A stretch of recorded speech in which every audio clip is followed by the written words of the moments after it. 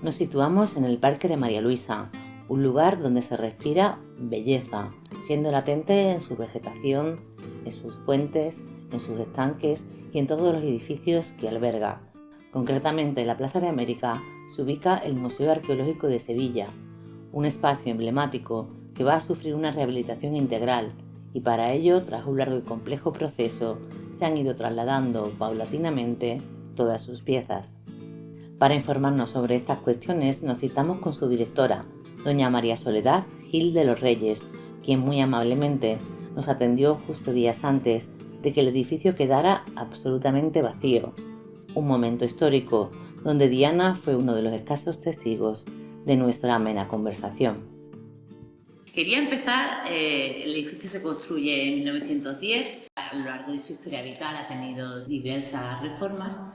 ¿Por qué esta reforma actual? ¿Cuáles son las necesidades? Este pabellón, que es un pabellón que responde a lo que era la aspiración de Sevilla de su exposición universal, empieza en 1910, se comienzan los trabajos y curiosamente este edificio se ha visto envuelto como en aquel momento por una pandemia, por la gripe española y por una guerra mundial, la Primera Guerra Mundial.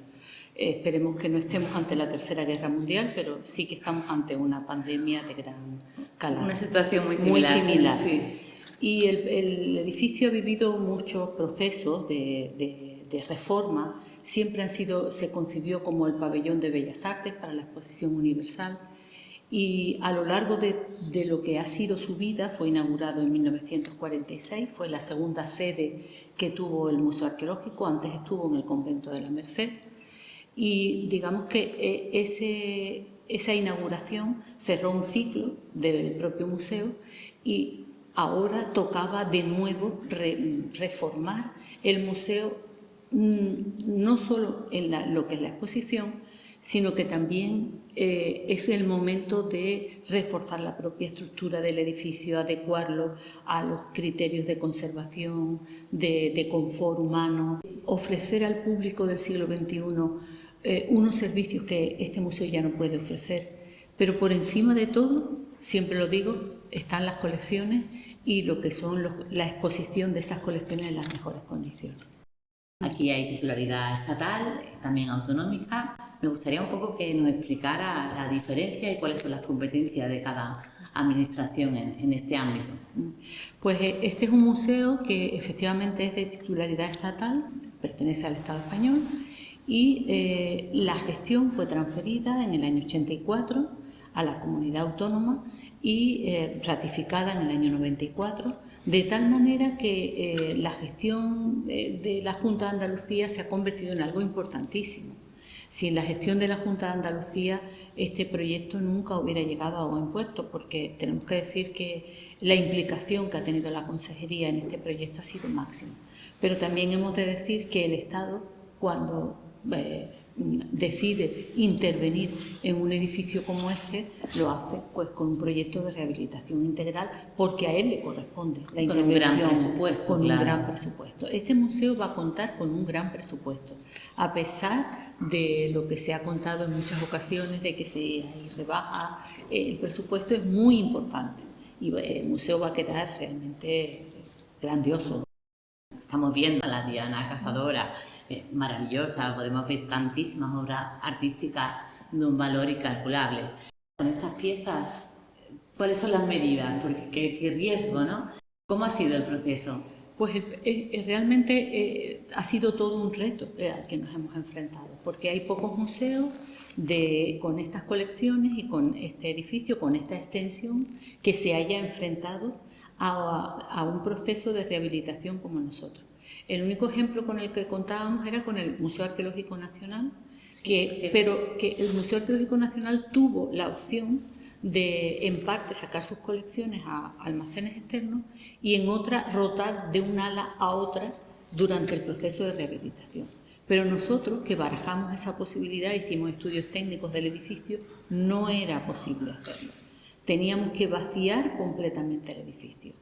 Entonces, el reto ha sido, pues, en primer lugar, si nosotros no hubiéramos tenido un plan museológico redactado y aprobado, jamás hubiéramos podido acometer esto, porque en ese plan museológico hay decisiones que son estratégicas, como es que el Museo Arqueológico de Sevilla saque sus colecciones a un almacén externo y lo va a hacer para la rehabilitación y para futuro. Es decir, que va a contar con unos almacenes tecnificados, con suficientes metros cuadrados, donde se va a poder atender a los investigadores. Esa es una de las principales funciones nuestras. En segundo lugar, que el Museo Arqueológico de Sevilla tenía que optar por ofrecer una circulación y un planteamiento en cuanto a sus servicios al público muy diferente, con mucha más participación en lo que a público se refiere, en cuanto a servicios que prestamos. Una de las cualidades de la rehabilitación del proyecto que se va a ejecutar es precisamente el óvalo, esta sala contigua en la que estamos, porque el óvalo pasa a recuperar su función principal de cuando fue pabellón y un edificio que no lo he dicho, pero que es un edificio que fue construido por Aníbal González. El óvalo se convierte en el área de acogida. Entonces eso le va a dar una notoriedad y una amplitud para atención a público muy importante. Y luego todo lo que significa los usos públicos y no públicos del museo, eso es lo que se ha trazado en el plan. Y materialmente, porque cuando hemos entrado hemos visto unas señales en el suelo bastante significativas y eso creo que es bastante simbólico, ¿no?, de todo el esfuerzo que requiere eso. No hemos podido, la evacuación el Museo Arqueológico tiene una de las principales colecciones clásicas españolas, y el movimiento de esas colecciones era muy especial, puesto no solo por el valor de las piezas, sino que es que no habían sido movidas desde el año 46. No contábamos con documentación que nos permitiera saber qué tipo de agarres podían tener esas piezas. Para poder sacarlas con todas las garantías, ha habido que hacer muchos estudios de gamografía, de radiografía, y incluso estudios estructurales que nos permitieran del propio edificio, donde se nos marcara por dónde podíamos circular previo al aseguramiento, digamos, apuntalamiento de lo que es el área del sótano, ¿no? Entonces, eso ha sido una situación muy comprometida que nosotros hemos podido hacer con solvencia porque hemos contado con los mejores profesionales, lo tengo que decir siempre. Qué bien, muy bien. La verdad es que es una alegría poder decir eso, ¿no? Sí, yo ahí no tengo la más mínima fisura. Por supuesto, todo ha sido sometido a concursos públicos, pero hemos tenido esa dosis de suerte que los concursos a veces no nos dan, y en esta ocasión sí nos la dieron, de contar con empresas muy solventes que nos han acompañado en todo este proceso. ¿Cuántas piezas se han movido? En este caso siempre se habla de un volumen que es inmenso, porque nosotros ahora ahora sí que podemos decir que tenemos controlado el museo de arriba abajo en todos sus aspectos, ¿no? Pero las cifras las que nos movemos, pensando en que se contabiliza desde una cuenta de collar hasta esta escultura, pues podríamos estar ante unas 700.000 piezas. Nosotros hemos movido casi 30.000 embalajes. Esa es la cifra que nosotros movemos, que es una cifra importantísima. Embalajes adecuados a los criterios actuales de conservación. Y tantísimos fondos, supongo, también lo que tendríais. ¿Hay algo que así que os haya sorprendido, que no esperabais encontrar? No ha habido tanto de sorpresa, que yo lo explico en varias entrevistas que me han hecho, como el reencuentro con piezas que era imposible acceder a ellas porque los almacenes estaban saturados, porque eran piezas muy pesadas, como por ejemplo el Chateau de Europa, que lo hemos podido recuperar del convento de la Merced, y que ese mosaico estaba almacenado de tal manera que no podíamos acceder a él. Entonces, ese reencuentro con muchas piezas ha sido pues muy importante. Tenemos aquí todavía 3 esculturas y al verla me ha recordado un artículo de la prensa donde aparece que el proceso pues se está demorando muchísimo, y me gustaría saber cuánto de cierto hay en eso. Tengo que decir que el retraso que hemos tenido es un retraso que corre paralelo a lo que ha sido la pandemia, que significó una paralización no solo los 4 meses, sino que el retorno de las empresas a las contrataciones que teníamos ya marcadas significó retomar el trabajo durante la pandemia significó 6 meses de retraso. Nosotros cerramos el 12 de enero del 2020 y estamos en el 2023. Hemos tardado 2 años y medio en hacer esa evacuación de colecciones.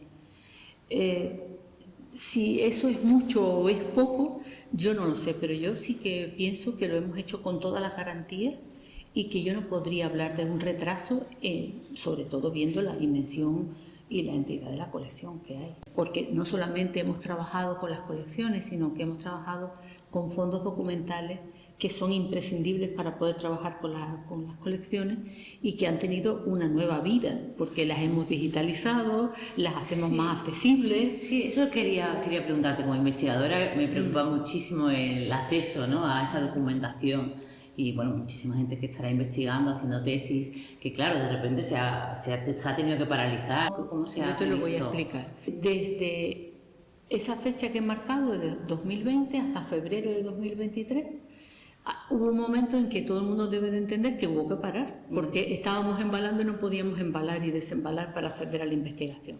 Pero ya, desde el día 23 de febrero, hay acceso a la investigación. Hemos recuperado la función en los términos que teníamos cuando quizá un poco más restringidos, porque tenemos en San José, en este caso es en San José. Y San José va a ser el pulmón y el corazón de este museo, porque son unos almacenes tecnificados con unas prestaciones para las colecciones y para el propio investigador.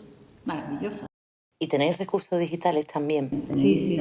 Digitalizado. Prácticamente estamos todavía en el proceso de elaboración de todo de lo que es, porque no es solo digitalizar, es digitalizar y que tenga un sentido y un contenido de archivo, con una ordenación para su localización. Y eso es un proceso que lleva su tiempo. Y este museo también tiene una peculiaridad, que tiene un fondo documental riquísimo. El archivo histórico es muy importante. Está considerado como un museo con una importante documentación.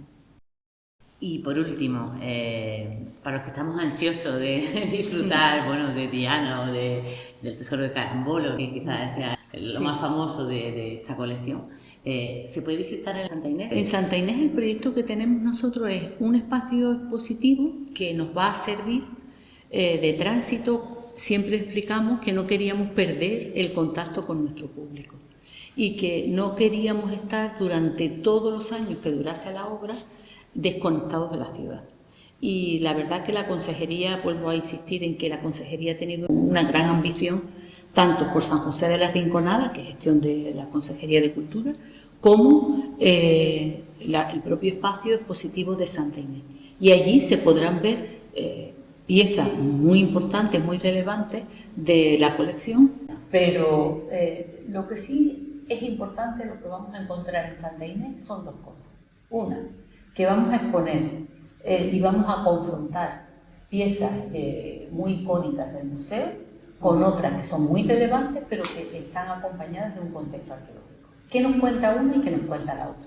Innovación y tradición. Y luego hay otra cuestión que es un objetivo de este museo, que es ir contando cómo va evolucionando la obra, todo el proceso de restauración que vamos a emprender en toda esta colección, que es un proceso largo y costoso, pero lo vamos a tener que hacer para que retorne en las mejores condiciones. ¿Cuándo se prevé? La vuelta. Bueno, nosotros, la obra tiene una duración de 30 meses. Y este proyecto de rehabilitación tiene una peculiaridad muy a favor nuestra, que es que tanto obra como museografía van unidas. En otros museos la museografía se proyecta una vez que se ha terminado el edificio. Mientras que nosotros vamos trabajando en paralelo, actualmente estamos trabajando en paralelo con el equipo de Guillermo Vázquez Corzuela. ¿Por qué trabajáis, no? Es que mucha gente pregunta, oye, entonces ¿ahora qué haces? Trabajamos porque yo creo que es una oportunidad única la que estamos viviendo. Somos muy conscientes de que vivimos un momento histórico y somos conscientes de que hemos creado una expectativa de que tenemos que estar a la altura de este museo y a su historia, y también a los compañeros, porque hay muchos compañeros que a lo largo de su vida nunca viven esta situación y nosotros tenemos esa satisfacción. Para terminar, hemos de subrayar que el traslado de las últimas esculturas al centro logístico ya ha tenido lugar, culminándose así esa fase del proceso. Solo nos queda expresar nuestros mejores deseos para el buen desarrollo de las próximas etapas, fundamentales para que la reapertura del museo sea todo un éxito.